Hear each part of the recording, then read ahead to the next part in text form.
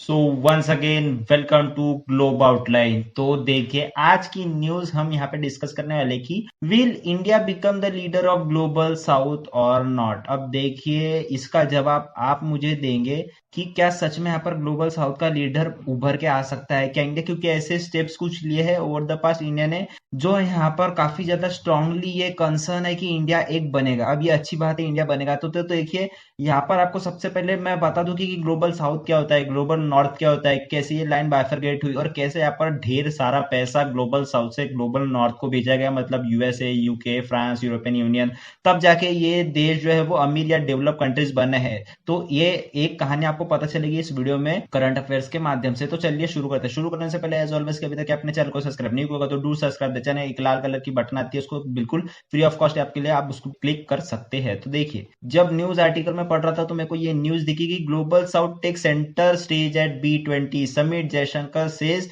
Reduce to being a consumer. तो यहाँ पर देखिए मुद्दा जो है वो आज ही का है कि यहाँ पर ना B20 की मीटिंग हो रही थी। अब काफी जनों को पता नहीं होगा B20 क्या होता है। तो देखिए G20 जो होता है उसी का एक बेसिकली डायलॉग फोरम है। So B20 is an summit that is host by G20 dialogue forum with in the global business community. इसका मतलब ये होता है कि जो G20 के अंदर ही एक छोटा सा फोरम है जिसे कहते हैं B20। अब इसमें ना बिजनेस की बातें होती है, जो देश विदेश के यहाँ पर जो G20 से है या फिर कोई गेस्ट कंट्रीज है उनमें से बिजनेस पार्टनर्स आते हैं और यहाँ पर बिजनेस रिलेटेड बातें होती है, इसलिए यहाँ पे B20 इसका नाम दिया गया है। तो वही से ना B20 की मीटिंग चल रही थी जहां पर देखिए खुल के जयशंकर साहब ने कहा कि देखिए कि ग्लोबल साउथ को यहाँ पर सिर्फ कंज्यूमर बना के छोड़ दिया गया है जबकि उसे प्रोड्यूसर होना चाहिए था। तो आने वाले G20 में हम इसे प्रोड्यूसर बना के रहेंगे। तो देखिए सबसे पहले ना मैं आपको बता दूं, इससे पहले ना हमने इस पे बिल्कुल एक वीडियो पे चर्चा की है। एक डेडिकेटेड वीडियो नहीं है लेकिन इस पे हमने कहीं ना कहीं चर्चा की है, अगर आपको याद आ रहा होगा। तो देखिए global south and global north, ठीक है। तो ये देखिए ये जो लाइन है ना जिसे हम कहते हैं ब्रांड लाइन, ठीक है। तो ये यहाँ पर 1980s के दशक में बनी थी, जो यहाँ पर जर्मनी के कैंसलर ने बनाई थी। उसका उद्देश्य ये था कि वर्ल्ड में कौन सी पुअरेस्ट कंट्री है और कौन सी यहाँ पर रिचर कंट्रीज है। तो उन्होंने देखा, एनालाइज किया कि देखिए ये जो ग्लोबल साउथ की यहाँ पर कंट्रीज है ये तो सारी पुअरर कंट्रीज है, उसी के साथ साथ यहाँ पर ग्लोबल नॉर्थ की जो कंट्रीज है वो सारी अमीर कंट्रीज है। हालांकि इसमें जर्मनी भी आ गया अमीर कंट्री में। तो उन्होंने एक रेखा रेखा खींच दी यहाँ पर जिससे ब्रांड लाइन के नाम से जाना जाता था। अब ये तभी से काफी चर्चा का विषय रहा कि यहाँ पर देखिए सारी पुअरर कंट्री इस साइड में आ गई। हालांकि देखिए इन्होंने जब लाइन खींची ना ब्रांड ने, तो यहाँ पर ऑस्ट्रेलिया और न्यूजीलैंड को इन्होंने ग्लोबल नॉर्थ डिक्लेयर कर लिया। इनकी जीडीपी देखकर या फिर हो सकता है कि इनकी डेवलप्ड नेशन का स्टेटस देखकर इन्होंने ये जो लाइन है वो थोड़ी ऐसी खींची। तो इसमें संदेह मत जताना। तो तभी से ये ना ये काफी कंसर्न हो गया कि यहाँ पर जो अफ्रीका, साउथ अफ्रीका का कॉन्टिनेंट है या फिर इंडिया, चाइना जो बड़े नेशंस हो गए वो सारे पुअरर कंट्रीज डिक्लेयर हो गए। अब देखिए यहाँ पर आज वही पुअरर कंट्रीज ना एक बिल्कुल प्लेटफॉर्म दे रहे हैं सारे डेवलप कंट्रीज को कि हमारे पास आइए, हमारे यहाँ पे बिजनेस कीजिए। आपके पास कोई इंफ्रास्ट्रक्चर नहीं होगा तो, या फिर आपके पास कोई डायलॉग फोरम नहीं होगा तो, क्योंकि आप देख सकते हैं कि चाइना एक मैन्युफैक्चरिंग इंडस्ट्री बन चुका है। सारे प्रोडक्ट्स यहाँ पर जो भी नॉर्थ को जाते हैं, मोस्टली यूरोप को जाते होंगे या फिर अमेरिका को जाते होंगे, वो उस पर कितना डिपेंड है चाइना पे। तो एक प्रकार से हम ये कह सकते हैं कि नॉर्थ वाले अभी साउथ पे डिपेंड हो गए। अब मैं ऐसे ही नहीं कह रहा हूं। अब देखिए जो ब्रिक्स की मैंने बात की थी, हमने इस पे चर्चा की थी कि 6 ब्रिक्स के नए मेंबर बन चुके हैं, ठीक है ना। उसमें ईरान, सऊदी अरब, इजिप्ट, अर्जेंटीना, यूएई, इथोपिया जैसे देश ज्वाइन हो चुके थे। अब देखिए इस पे भी आप गौर करोगे ना तो ये जो 6 देश है वो कहीं ना कहीं ग्लोबल साउथ को रिप्रेजेंट करते हैं। अब देखिए सिर्फ यही कंट्रीज नहीं जो इसके प्रीवियस कंट्रीज है ब्रिक्स में, Brazil, Russia, India, China, south Africa, उसमें से रशिया को छोड़ दिया जाए तो बाकी सारे कंट्रीज तो ग्लोबल साउथ के हैं। तो इतना बड़ा फोरम जो हम कहते हैं कि 40% से ज्यादा इकोनॉमी या पॉपुलेशन वो हेल्ड करता है, तो ये सब देखिए तो ग्लोबल साउथ में है। तो यहाँ पर किस हिसाब से ये अभी कहा जा रहा है कि ग्लोबल साउथ और ग्लोबल नॉर्थ रिचर है, पुअर है, इस पे अभी एक क्वेश्चन रेस खड़ा हो जा रहा है। अगर देखिए मान भी लेते हैं कि ठीक है, हम यहाँ पर जैसे अफ्रीका कॉन्टिनेंट अभी तक के डेवलप नहीं हुआ है, जैसे साउथ अमेरिका में स्पेन या फिर पोर्चुगीज ने यहाँ पर कब्जा किया था, फिर उनको एक्सप्लॉइट किया था, तो अभी तक ये अच्छे से उभर नहीं पाई है। आज भी देखिए इंडिया जो यहाँ पर ब्रिटिशर्स की गुलामी में था, आज भी वहां से देखिए हम कहीं ना कहीं थोड़ा सा अनकंफर्टेबल महसूस करते हैं इस बात को लेकर कि कैसे हम इतने ज्यादा एक्सप्लॉइट हो गए ब्रिटिशर्स के हाथों। तो ये सेम किस्सा होता है। और यहाँ पर देखिए आज वो दिन आ गया है कि जहां पर इंडिया ये बिल्कुल बड़ा क्वेश्चन रेज कर रहा है कि हम जो है वो ग्लोबल साउथ की आवाज बनेंगे। जो लाखों का पैसा यहाँ पर लूट के गया है ना, वो हम अभी याद दिलाएंगे। क्योंकि देखिए ब्रिक्स के समिट में भी आप पर प्रधानमंत्री ने एक बात छेड़ी थी कि Global south is not just diplomatic term.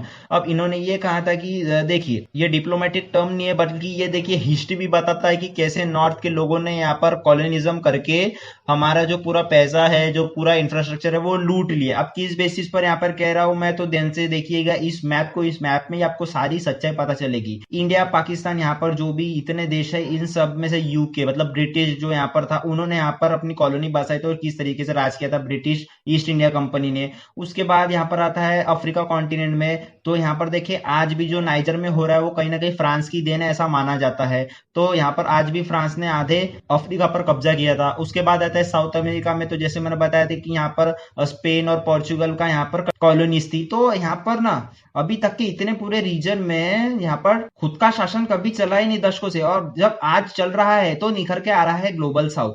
तो यही इसका मीनिंग है कि देखिए ग्लोबल साउथ और ग्लोबल नॉर्थ को सिर्फ रिच पुअर के कंट्रीज में ना देखो। ये पुअर इसलिए हुआ है ग्लोबल साउथ की यहाँ पर एक्सप्लॉइट किया गया था नॉर्थ के द्वारा। तो यहाँ पर ये बात छेड़ी गई थी नरेंद्र मोदी जी के द्वारा। अब देखिए एक काफी अच्छी स्टडी यहाँ पे पब्लिश हुई थी कि rich countries drain 152 trillion dollar from the global south से 1960, मतलब 1960 से अभी तक के नॉर्थ ने ना अभी तक के पैसा लूट ही रहा है वो ग्लोबल साउथ से। अब कैसे तो मैं बताता हूँ, लेकिन देखिए 152 ट्रिलियन डॉलर यहाँ पे कम नहीं होते हैं। देखिए चाइना की इकोनॉमी 19 ट्रिलियन डॉलर, इंडिया की इकोनॉमी 4.25 ट्रिलियन डॉलर की हम कह सकते हैं। उसके बाद और भी कई सारी यूएसए की आती है। तो इन सबको भी जोड़ोगे ना तो भी यहाँ पर 152 ट्रिलियन डॉलर आपको जमा करने में 4 से 5 साल लग जाएंगे। तो उतने तो ये लोग लूट के चले गए। अब देखिए यहाँ पर ये भी बताया गया था कि अगर अगर हम समझ जाते, ग्लोबल साउथ समझ जाता, अगर आज की डेट में हम यहाँ पर जो 62 ट्रिलियन डॉलर है एक्चुअली जो यहाँ पर ग्लोबल नॉर्थ ले रहा है ग्लोबल साउथ से आज भी, तो वो अगर आज हम खुद पे ही निवेश करते हैं ना तो वो कहीं ना कहीं 152 ट्रिलियन डॉलर होती है। इसका मानना है, मतलब सिंपली केस ऐसा है कि 60 ट्रिलियन डॉलर यहाँ पर 50 से 60 सालों में ले चुका है ग्लोबल नॉर्थ ग्लोबल साउथ से। अब किस प्रकार से, क्या हमने डायरेक्ट दे दिया क्या? तो नहीं जी नहीं, बिल्कुल नॉर्थ के पास आपको जानकारी होगी कि देखिए ग्लोबल नॉर्थ में जैसे यूएसए आता है, फ्रांस आता है, यूके आता है। आपको सभी को ऐसी न्यूज मिलती होगी कि लेबर चाहिए तो बांग्लादेश से उठाओ, इंडिया से उठाओ, ठीक है, पाकिस्तान अफगानिस्तान से उठाओ। तो एक्चुअली में हो क्या रहा है, तो साउथ के जो यहाँ पर कम वेजेस में काम करते हैं, उनको ज्यादा सैलरी नहीं दी जाती है, पार्शियलिटी होती है, तो वो ग्लोबल साउथ से ग्लोबल नॉर्थ में जाते हैं ताकि उनको वहां पर अच्छे से काम कराया जाए, ठीक है ना। क्योंकि नॉर्थ के जो हम वेजेस है वो ज्यादा है एज कम्पेयर टू साउथ। तो यहाँ पर नॉर्थ के लोग क्या करते हैं, साउथ के लोगों को यहाँ पर बुलाते हैं ग्लोबल नॉर्थ ग्लोबल साउथ की यहाँ पे बात हो रही है, और वहां पर इनको बुरी तरीके से एक्सप्लॉइट किया जाता है। तो उस टर्म्स में चाहे इंफ्रास्ट्रक्चर में हो चाहे इंडस्ट्रियल हब में हो, तो ऐसा यहाँ पर पैसा यहाँ पर दे जा चुका है नॉर्थ के पास। लेकिन अभी देखिए ऐसा नहीं हो रहा क्योंकि सबको पता चल गया ओपन सिनेरियो है। इसलिए यहाँ पर देखिए हमने ना एक समिट रखा था 2023 की शुरुआत में ही, जनवरी में, देखिए 12 से 13 जनवरी में ये हुआ था। वक्त पता होगा आप सभी को। तो देखिए ये ऑफिशियल वेबसाइट है यहाँ पर मिनिस्टर ऑफ एक्सटर्नल अफेयर्स की, कि यहाँ पर बताया गया था कि voice of global south summit 2023। अब ये ऐसे ही नहीं हुआ था, मैं बिल्कुल बता दूं, दिसंबर 2022 में ये डिसाइड हुआ था कि देखिए G20 की प्रेसिडेंसी इंडिया होस्ट करेगा, ठीक है ना। तो यहाँ पर डर था इंडिया को कि क्या ग्लोबल साउथ के नेशंस इंडिया में आएंगे, क्या वो एक ही टेबल पर बैठेंगे क्या, ग्लोबल नॉर्थ और ग्लोबल साउथ।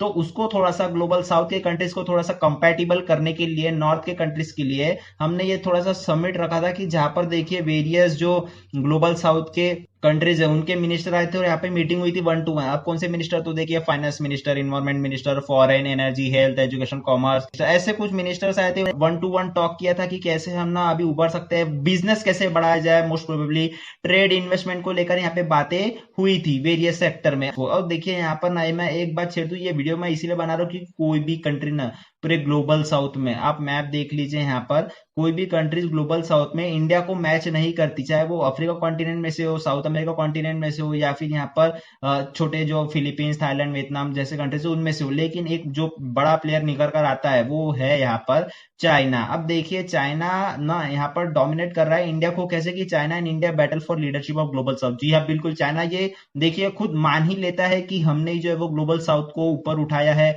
क्योंकि ठीक है चाइना की वजह से हम थोड़ा सा ठीक अच्छी इकोनॉमी में है ग्लोबल साउथ में, क्योंकि मैन्युफैक्चरिंग हब है। 1980 से जेंग डाओ के लीडरशिप में चाइना अच्छा ग्रो किया है, मैन्युफैक्चरिंग हब बना है। तो इसको हम ही झुठला नहीं सकते। लेकिन देखिए जिस प्रकार से अभी इंडिया भी उभरा है ना, तो हम इंडिया का भी रोल यहाँ पर कम नहीं गिरा सकते। क्यों ऐसा कह रहा हूँ? क्योंकि देखिए चाइना के जो रिलेशंस है ग्लोबल साउथ को लेकर इतने खास है नहीं। मोस्ट प्रोबेबली मैं बताऊं, चाइना खुद अपनी ही सोचता है, लेकिन ऐसा इंडिया के साथ नहीं है। चाइना को ऐसा लगता है कि हमने लोन दे दिया या फिर डिफेंस इक्विपमेंट बेच दिए तो यहाँ पर हम जो है वो लीडर बन गए, जबकि ऐसा नहीं है। चाइना के डेट ट्रैप में आकर कितने ही कंट्रीज फंस चुके हैं। मैं आपको ऐसी ही बात दे सकता हूँ, पाकिस्तान, श्रीलंका, कंबोडिया। अब देखिए यहाँ पर इंडिया उस प्रकार से ऐसा नहीं करता। जब यहाँ पर डेट ट्रैप हो जाती है तब इंडिया वहां पर उनको उबारने में मदद करता है, चाहे वो श्रीलंका हो या फिर मालदीव्स हो। तो कहने का मुद्दा यह है कि इंडिया चाइना की अगर रेस हो तो मोस्ट प्रोबेबली उसमें कंट्रीज इंडिया को ही चूज करेंगे। अब मैं डिसीजन आप पे छोड़ता हूँ कि वेदर इट वुड इंडिया और China for the global south leadership. तो दोस्तों ये था आज का वीडियो। होप सो कि आपको पता लगा होगा कि क्यों आज के समय में इतना